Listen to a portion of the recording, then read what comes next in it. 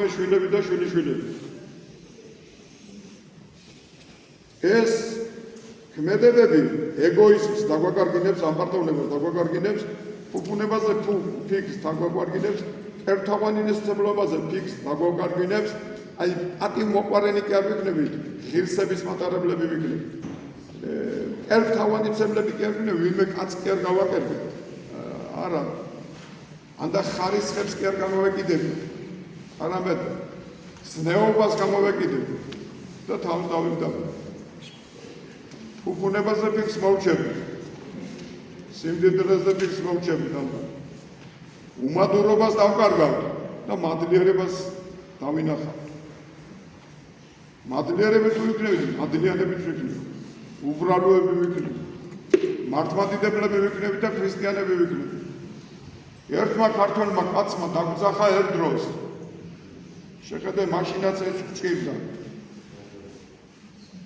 გადი გამოდი გუთანო ღირღიტავ ბანი უთხარო ასე ეწევდა ილია ჭავჭავაძე. აი ეს იყო ქართველი კაცი. იმაზე გვეუბნებიან დღეს განათლებული ერია უნდა დაიმასო. და ევროპაში ხედავდა ძირითადად ქართველები უნდა დაიმო და წერა-კითხვის გამავრცელებელი საზოგადოება ინგლისში კი არ შეუქმნია და გერმანიაში და იტალიაში აგერ შექმნა საქართველოში. მაგრამ ამანაც არ უშველა. და რო არ უშველა ხეც მიიღო ქართველმა ხალხმა ის რაც უნდა. კოსმოპოლიტობა თუ არ მიიღო ათეიზმი მიიღო. დღეს კოსმოპოლიტიზმი და ლიბერალიზმი არის.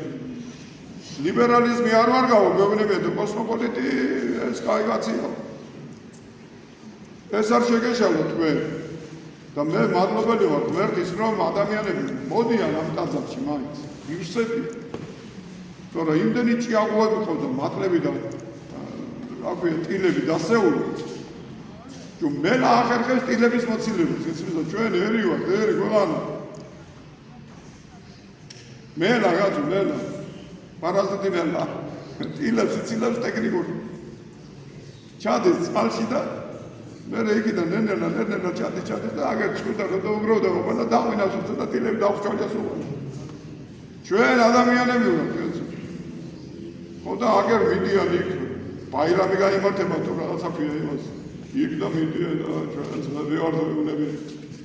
ახლა ყვირიან არაბიზაცია მოდისო და თურმე აზერბაიჯანიზაცია თუ რაღაცა ის კარგი.